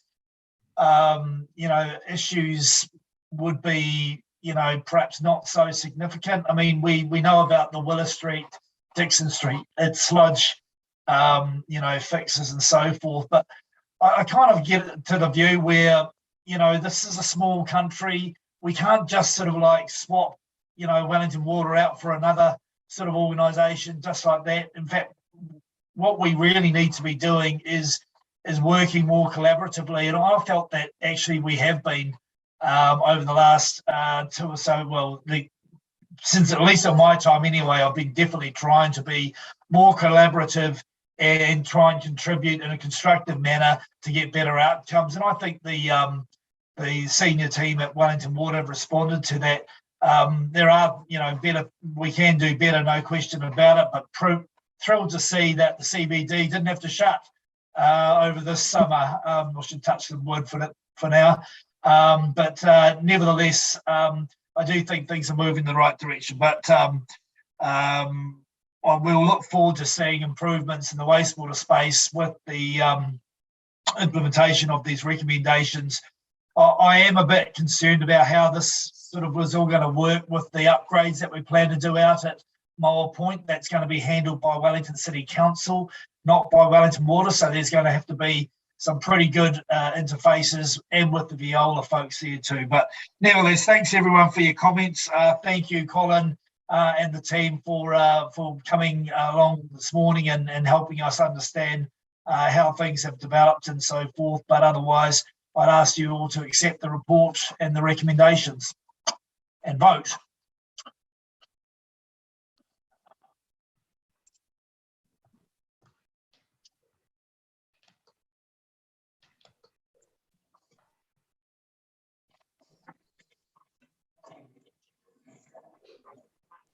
That has carried unanimously. Awesome. Thank you, colleagues. I'm shuffling through my agenda items. The next one is the traffic bylaw implementation update. I'm guessing that's, sorry. Siobhan, are you going to talk us through how the team has managed to go through the processes that were needed as a consequence of the traffic bylaw that we resolved late last year? Yeah. Thanks. Sorry, I have to hold my glasses on, try and turn the paper. I know, I have the same issue. Right, so this is a paper relating to our implementation of the changes made to the traffic bylaw and parking, or traffic and parking bylaw, updated August 21. These changes were made to really support Council's overall strategic direction in terms of allocation of roading space. So amongst the changes included provision for shared pathways and their use, provision for shared use parking zones, critically that it would reflect the parking policy, so provide the mechanisms to implement the parking policy, enabling temporary road changes for pilot and trial schemes. So these are relevant to our transitional bike network that you had a presentation on yesterday. So there were several other changes, but those were the key ones. Essentially what the paper covers is our progress to date in terms of the implementation. Most of the implementation is done via our BAU, so it comes from customer requests coming in or issues that we see as they arise on our network through projects, so such as the transitional bike network projects, where it provides us the ability to make changes to the road space, which we do via traffic resolutions. And then also there's quite a large piece on this around how we're going to implement the parking policy in terms of the parking management plan. We have with us to answer any questions Brad Singh, who's our Transport and Infrastructure Manager, Paul Barker, Manager of Street Transformation, and Joe Hewitt, our Manager of City Insights, is also available to answer any questions on this paper. I guess the thing I'll point out, especially in terms of the parking management plans, we do have a process developed now by which we can implement that. We've prioritised where we're going to go, and now it's just really around balancing our resources and our priorities to make sure that we can start making significant progress on parking management plans over the next 2 to 3 years. Okay, thanks. I wasn't sure if you're inviting your colleagues to speak as well, Siobhan, or just make them available for questions. Brad, did you want to add anything to that? Thanks, Siobhan. No, I think Siobhan's covered it all. Okay. I'm happy to answer any questions with regards to the paper. Okay, questions, Councillor Calvert? Thank you. It's good to see Wadestown mentioned as number 2 on the parking management plan, but I just curious to understand what area we're talking about there, because I notice it's noted as a town centre, but we've had a number of complaints from residents from the wider Wadestown area, which is, it's not a huge geographical area. South Street is actually one of them, which I know is further down the track. So I wonder whether officers could just clarify what they mean by Wadestown Town Centre and what's driving that that particular area, so to speak. So the drivers for the different parking management plan are listed in the table above that. So the table on this section 19, which is the way we've weighted the requests, the size of the problem, plan works, location, safety, and strategic importance of the area. With regards to the geographical layout of what encompasses the village centre around Wadestown, I'd need to come back to you. I can do that offline, Councillor Calvert, and provide you with that. Effectively, we can combine parking management plans. So if we wanted to include South Street into the village centre and make a bigger parking management plan, it could. It would need to go through the prioritization framework and see where that popped up after it went through the prioritization framework to see if the village centre would still end up as number 2 or whether it would end up lower down the list or not. Okay, thank you. And I just have one other question, if I may. And that is, obviously, we've had to prioritise resources to be able to get this work done. And it's going to take a wee while to do. I think what most Wellingtonians sort of think should just be business as usual stuff. So just wondering whether there's, because of the resourcing issue, whether other resources doing other things, perhaps in the transport space, there should be a bit more swing of more resources into this area. And that's probably more question for Ms. Proctor. I can answer that. Thank you, Councillor Calvert. So in terms of the business as usual, and the traffic resolution, so we have it markedly increased the number of traffic resolutions that are going through the regs committee. So we have resourced that adequately. What we're talking about is really the resourcing of the parking management plans.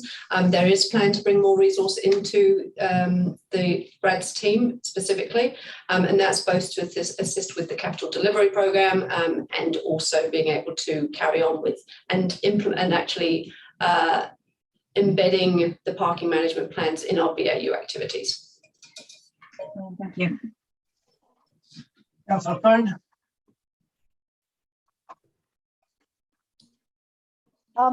Kia ora and thank you. I've got a couple of questions just on Newtown. So when we say it's underway, I guess, so who is doing that, and will we be involving the community in feeding into that process?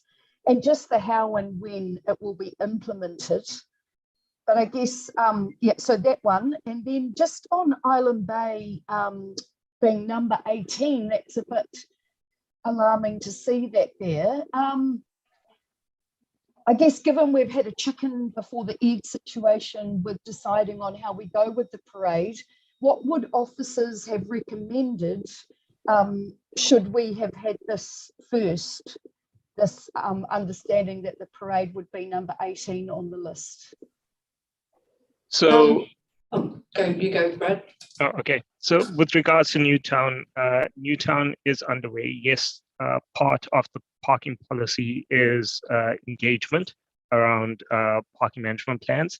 So we've gotten the first cut of the parking management plan and potentially what it could look like. We now need to figure out what our engagement strategy is going to be around that and how we're going to engage on the parking management plan and what that looks like. So by saying it's underway, what we mean is that there's been some significant work around parking survey data, understanding occupancy, and understanding the usage around Newtown. And also, we've kind of evaluated the extent of the parking management plan, whether it moves into Berhampore, whether it moves into Mount Cook, etc., and that sort of thing, and kind of defining the boundaries and the geographical area of that parking management plan. There is a part that needs to go into engagement. We haven't quite settled on what our engagement strategy is around that parking management plan, but yep, it is definitely underway. There's been some significant work done around Newtown up until this point, and the team is continuing to work on the Newtown park management plan. With regards to Island Bay, we've never really reviewed and taken a step back to try and understand what our position would have been with regards to officer advice around Island Bay and the parade. Noting that the prioritization framework and finalizing the prioritization framework and running through these different parking management plans happened post the Island Bay decision at P&E committee. So at that point, it popped up when it popped up, and it popped up at number 18. We'd already been instructed to do a parking management plan for Island Bay, so that's already underway. We're already looking at that parking management plan. If it would have changed our advice, officers haven't actually gone back to understand if we would have changed our advice around. Noting also that at the time, officers did provide the advice that a parking management plan wasn't required for the parade, but we've just continued as per usual, despite it being number 18 on the list. You're on mute, Councillor Foon. Councillor Condé, will assume Councillor Foon is muted. Yeah, I think that was a thumbs up to say she was finished. Yeah, there we go. Thank you, Brad. Thanks, Councillor Rush. I guess my question is really about these parking plans, and given that they're brand new and councillors still haven't seen one, can you kind of describe, we've done 2 now and we've got 2 underway, can you give us more insight into what does it involve to develop a parking management plan? What's the work that's required? How long is it taking? And then also, what does it look like? What does a document look like when it comes out? Like, what does it contain? What is the advice in it? Because we still haven't seen one, so it might be potentially useful for us to get a glimpse at one of the ones that have been already commissioned. But I'm just really reflecting on the fact that we were talking about these things, but we don't actually know what they are yet. Yeah, and that's a fair comment. I mean, to be fair, the reason it's taken so long for us to bring this back to you is because when we agreed on parking policy and doing parking management plans and these plans, we weren't 100% sure as officers what they would like and what they would end up actually being. We now have a better understanding of what they are and how they could look. Effectively, you end up with two types of scenarios. One is you're doing a project in an area and that project requires parking loss. The parking management plan then becomes a plan of how you accommodate parking loss. So if, for instance, along Thorndon Quay, we're changing angle parking to parallel parking, we could do a parking management plan to figure out, well, what is the current parking usage like? How are people using those parks, and how do we accommodate those parks in order that we can satisfy the current occupancy and the current usage of those parks? The other option is a parking management plan where there's no major project actually involved with it, but they're actually trying to understand what is the adequate parking scenario for this area. To come back to the other part of your question about cost and time frame, it really depends which one of these parking management plans we're doing. So if we're doing a specific project parking management plan, we could be looking at $10,000, $20,000 depending on the amount of engagement we want to do and the amount of community involvement we want to get into it. When you're doing an area-wide parking management plan, and this is something I think I've mentioned previously to council, is, for instance, one of the examples we looked at was Johnsonville.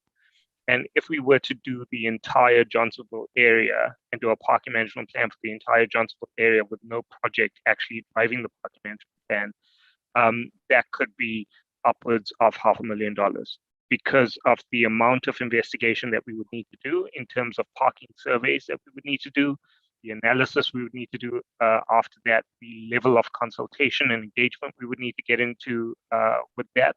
So that could actually be quite an expensive task to do something like that. So parking management plans really could be low level and quite cheap. So if we look at the transitional ones we've done, they aren't that expensive for us to do and didn't take us that long. But if we were to extend it and do an entire area, an entire suburb, for instance, that could definitely be more expensive. And so Newtown is kind of our exemplar that we're working on. It's the biggest one at the moment. It's required the most amount of investment from officer time, engaging with consultants, and we're now entering into the engagement and consultation periods, and that's going to require a lot of engagement and consultation. So it is quite complex, and that will give us a good understanding of what bigger end of a parking management plan. Thanks, Brad. And just if we can follow up on, what does a report look like when you finish these reports and they come back? What do they contain? You've talked about parking surveys. What kind of analysis do they contain? What are the recommendations? So at a high level, what it contains is, this is what the parking occupancy looks like. This is what the usage looks like. And this is the amount of effectively free parking that is available, or under-spec parking that is available. This is how much parking is used by commuters, by residents, by people visiting the shop, by people wanting to go grab a coffee quickly, so they're just popping in for 10 minutes. And based on that, recommendations come out of the plan in terms of, this is how you could change the parking in order to adequately satisfy people's needs, but also alleviate the need for having too much parking.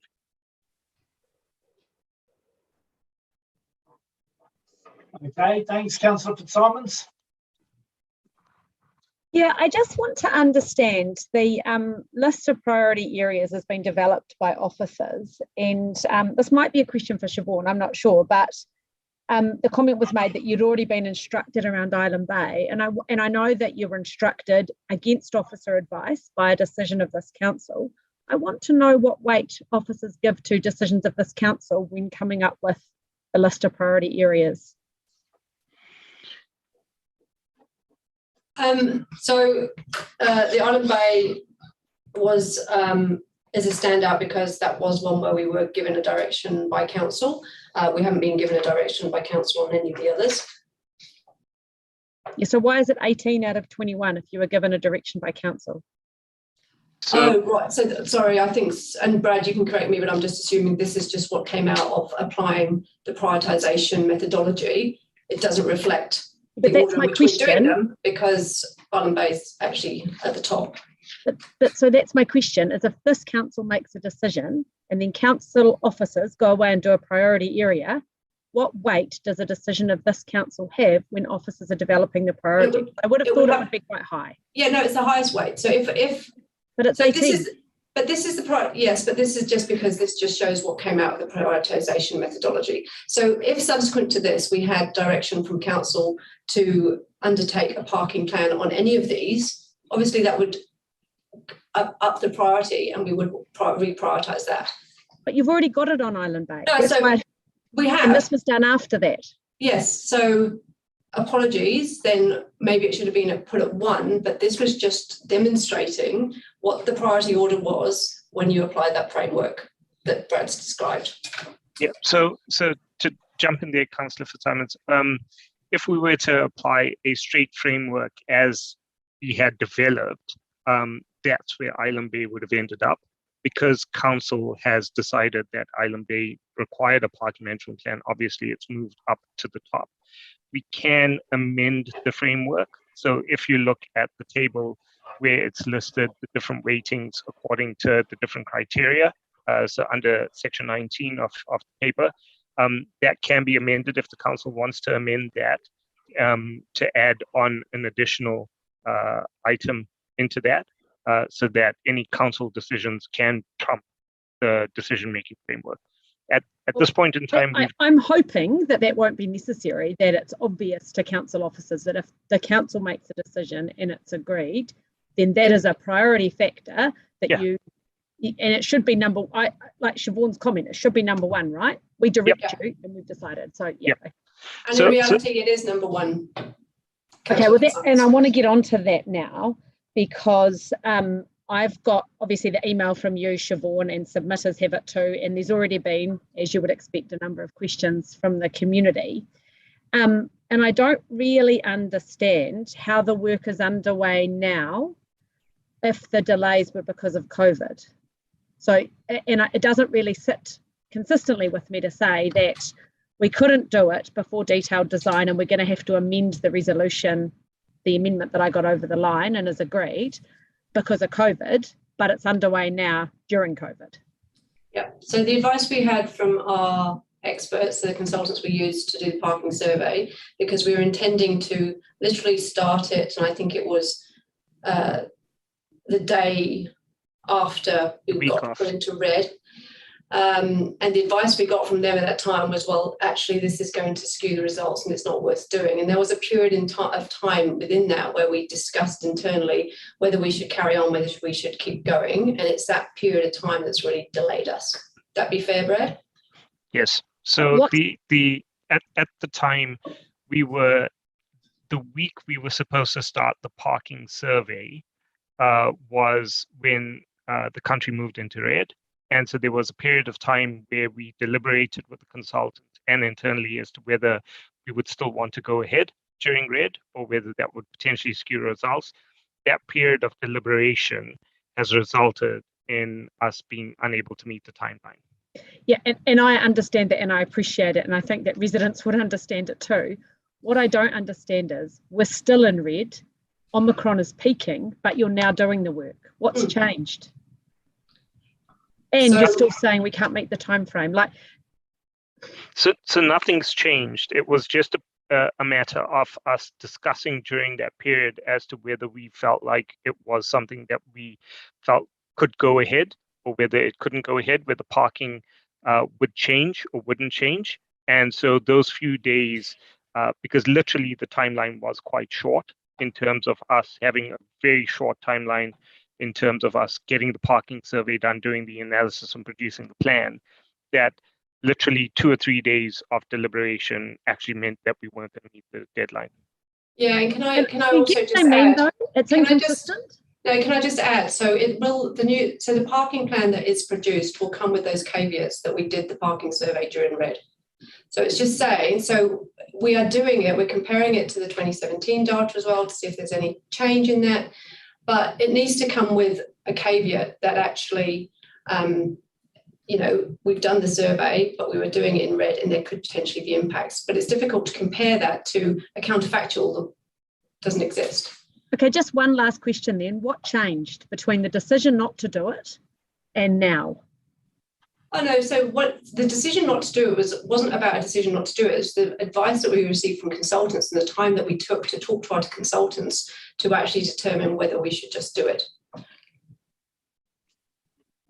Well, I just maybe step in here. I mean, Councillor Fitzsimons, are you suggesting that, and a question really for officers, does seem that the Island Bay cycleway upgrades are going to happen shortly.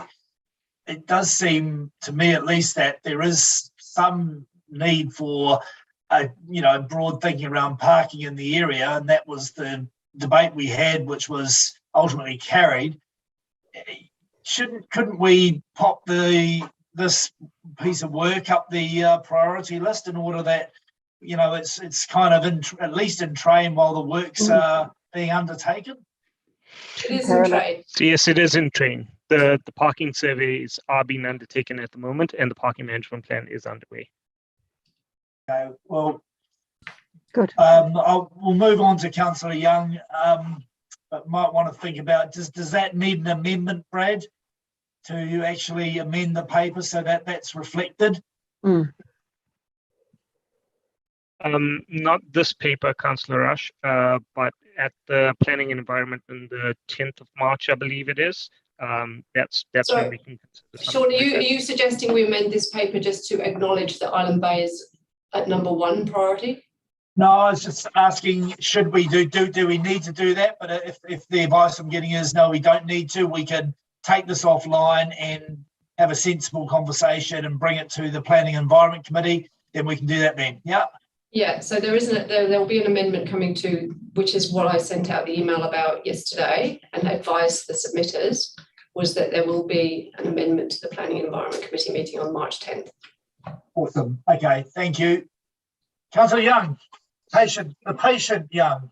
Yeah, that's what they always call me. Brad, look, just really a question, because it seems that with my, as you know, we're all traffic engineers. It just seems that there are some very big chunky projects in here and very small ones. And speaking as a ward councillor, I'm just looking at number 16, Waihanga Road residential parking request, which is just a matter of, in my simple terms, sticking some yellow dotted lines down so those poor devils can park when people come to Zealandia.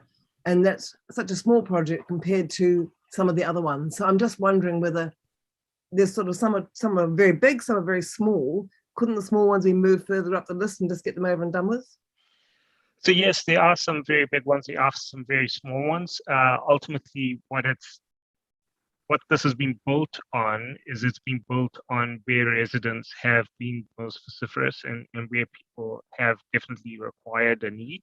So you'll see stuff in there like emergency services access and bus route access, that type of thing. So it is based on need more than just based on a broad, here's the city and we're just dividing the city up and doing park management plans. What I can say about that one is, because that one is probably the smallest on the list, it is one of the ones that we're picking up first, because in order to build our capability of developing these park management plans, we wanted to take a really small one, get it done, do it, and build our internal capability of being able to basically just copy and paste these things across the other ones. Yeah, thank you. I mean, it's just, Waihanga Road, you're never going to get a long, big outburst of support because there's so few houses there. I think there are only about 5 residents, if that. So, they're never going to be able to overwhelm you with opinions. But anyway, I'm very grateful. Thank you. And, I must say, I'm grateful for all you do because you've been so helpful and do terrific work, and I appreciate it. So thank you. Thank you, Councillor. Oh, you're talking to me. Oh, sorry. Councillor Pennant. Thank you for all your work, and I am just going to return to the issue around the prioritisation of parking plans. I want to understand more about how they're prioritised, because my understanding is that really Island Bay has been given some priority because we have some issues, some relationship and trust issues, and we need to resolve the situation. But that doesn't necessarily mean that the parking is the worst there. So can you just give us a bit more about the criteria about how you rank them? So again, in the table under section 19 of the report, point 19 of the report, that kind of shows how we've rated each of the different issues associated with us determining whether a parking management plan is going to be high priority or not. What we've just discussed with Councillor Fitzsimons is the fact that if this council makes a decision that a parking management plan needs to be elevated above the others, despite that criteria listing, that's what officers will do. We will elevate it above all others and we will get on with that. But effectively, the way we've weighted it is that our greatest weighting is around safety and strategic importance. And then we go to how big the problem is and based on occupancy and that sort of thing. And then, work our way down to stuff like location and the number of requests that we've had from residents.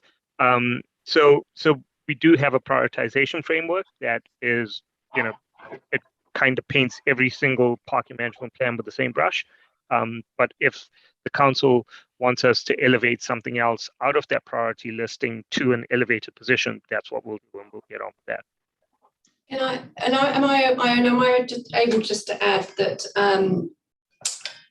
and just reiterate that Island Bay parking management plan has been prioritised, and that is as a result of a direct resolution from council, and that there was never a decision not to do that. It's always been something that we were intending to do, and we are doing. Yeah, and look, I have no problem with that. I guess I'm just trying to understand where the line is between governance and management on this one, because I'm not a traffic engineer, and fortunately, I never aspire to, given my views. But just that this, for me, is the result of professional expertise, and so I was just trying to make sure that I understood that it was rigorous, so that and it's defensible that some areas do have. Particularly, I would agree that the safety issues. Okay, so you would say, sorry, that was a long introduction. You would say that this is a very rigorous analysis of where the real safety issues are. I would say it's a rigorous analysis of where we should be focusing our efforts on park management plans. Again, this framework was developed post the decision on Island Bay. So if we had this framework and we had run the parade through this framework, prior to council making a decision, we would present that to council to say, actually, this sits at number 18 from a park management plan perspective, and allow that to influence council's decision making.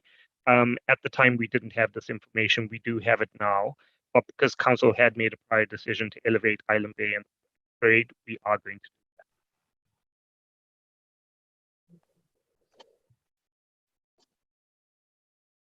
do that. Okay, is that Councillor Pat, you finished? I don't want to hold things up, Brad, but I have to say I'm just looking at the prioritisation, and requests by residents comes right at the bottom, which surprises me. You know, I just sort of like some of these things are not necessarily intuitively where I would rank them. Is this kind of ranking based on some sort of international best practice, the Ausroads folks, or is this how it's been developed in-house? Been developed in-house by council officers. We have done some sensitivity analysis in terms of if we shift weightings across the different components, it does shift priorities around. It is up for discussion. It is officers' best advice in terms of this is the way we think the city wants to move, and this is how we advise that we create this framework.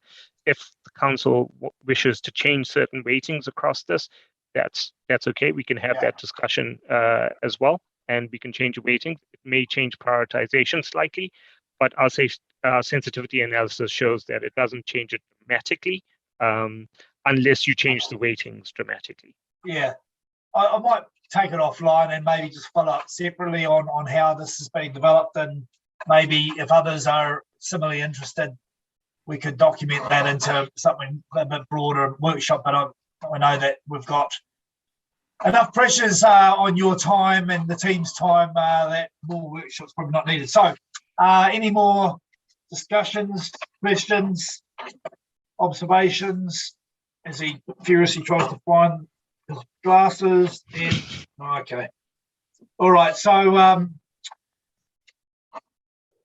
I'm happy to move the paper as it is. I need a seconder. Thank you, Councillor Young. Is there any debate? Oh, I should introduce it. I don't plan to say much more. No, I won't take a right reply. So it's been moved and seconded. Let's vote. There's the mouse. Yeah.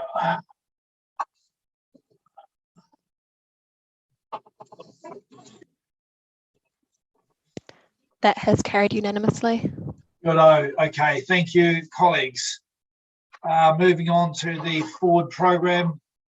Siobhan, I'm assuming you'll mention anything in this that you might find, the councillors might find of interest, otherwise taken as read. Yep. Yeah, happy for you to take it as read. Just to note that it's going to be a very busy meeting in March because we have a lot of papers coming. Well, we love March, don't we?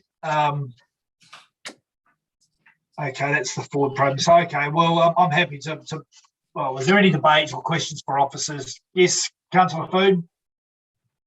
Siobhan, thank you for your email, which I haven't responded to yet. So I guess with the forward program, I think there was a discussion with Councillor Free, but what we would like is an update on the waste minimisation progress with the community. Yeah, because we took the waste minimisation strategic plan out until October. So that's quite a distance. So we were wondering if we could have like an update or a workshop. And I'm bringing this up now, but I could bring it up in the next one as well, where the recommendation is still being worked on. Yes. Is that something you want to take offline? Yeah, so if we can just talk, maybe take offline in terms of timing for that, because there is a program being put around that. We're also going to start reporting on it, but it probably won't be ready for the next update on their priority investment projects. So if you remember when we presented that to InfoCon, we said that we would include the waste minimisation. So that structure is currently being put in place by the team. So it will take a little while to develop because it's got so many moving parts. So we want to be able to develop that program plan, wrap the engagement plan around it so that we've got quite a good fulsome narrative in terms of what's going to happen when. So I'd imagine we would probably be in a position to do a workshop in April on that. I don't know. So, but we can talk about details about time. Would that work? Yeah, thanks, Siobhan. Yeah. I'll email you. Great. Councillor Calvert. Thank you. And just on the forward work program, you've got a petition due to come about the a potential crossing on Burma Road. Yeah. And just want to know whether, as part of that, your report that you will provide, or maybe separately, an update on the currently on hold intersection of Station Road, Box Hill, and Burma Road, where that's at. So yes, Councillor, we can just send that out as a council advisory. Okay. That will be good, because I think it's sort of semi-related. It's all part of that same area. Yeah. And also, when you comment on that petition, are you able to seek feedback from the Onslow College School in terms of their views on that and what they could do to assist? Mm-hmm. Yeah. Thank you. Anyone else want to have a chat? Ask a question, sorry. Good. All right. Well, I will move the motion. Do I have a seconder? Councillor Paul. I don't have anything to say other than to note that it's flexible. There might be something about water coming that we don't know about. So anyway, you're all voting, so let's vote.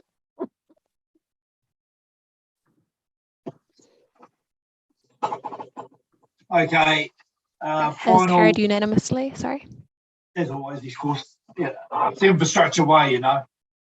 Item 2.4, action tracking. Again, Siobhan, you've got the floor.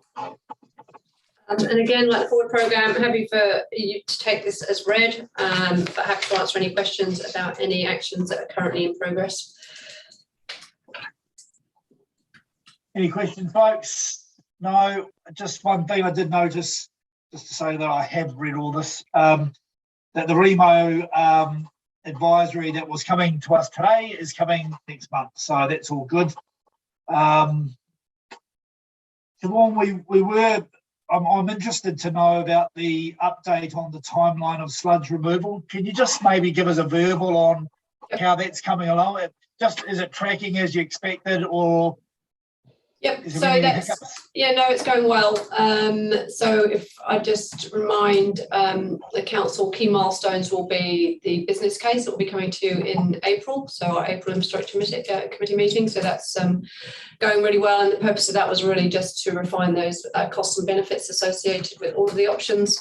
And we're working to this point called financial close, which is October, where we have to have progressed design to a sufficient point to provide real confidence to Crown Infrastructure partners in terms of the funding that's required. We also have to show that this is a clear line of sight to consentability and that we've acquired the land from Wellington International Airport. So all of that's tracking really well. There is an RFP that's going out today, and that is to engage a main contractor on an early contractor engagement contract. What this is you get the contractor who's going to be building the facility, you get them in early on in the design process so that they can actually work with the designer, and it just cuts down a whole heap of risk in terms of getting a product at the end that actually works. So that's really exciting. That's a real key milestone. So the team's been working really hard towards that. Yeah, so that's probably that in a nutshell. Okay. All right, well, I'm interested, yeah, we'll need to keep an eye on that October deadline just for continuity purposes. I'm going to guess it's going to fall on the other side of the election. So we'll need to make sure that that's handled as best it can be. All right, I will move. Is there a seconder? Councillor O'Neill. Thank you. Is there any debate? Good, right reply. I won't take it. Thank you. Please vote.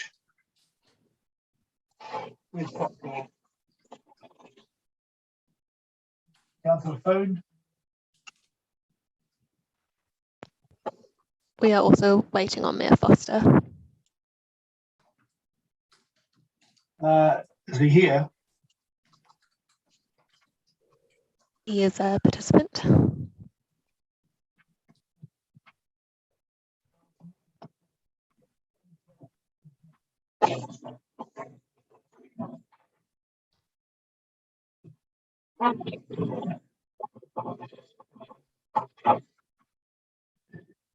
I did have my little dog in here, Councillor O'Neill, but I'm not sure you didn't look up the whole time, so you missed him. Perhaps we could assume the mayor's not actually there. Yes, we'll consider that carried. Thank you. Good. Okay, well, that concludes the meeting. I now declare it closed. I will I'll say the karakia, so it's the one that I'm less familiar with. Una hia, ki tauru, tapu nui, ki watia, ki mama, tinako, ti tinana, te wairua, e te ara takatu, ki ara rongo, whakaira, ake ka runga, ki watia, ki wata, ara, ki wata. Cheers, everybody. We'll be back for the workshop later this afternoon. All the best.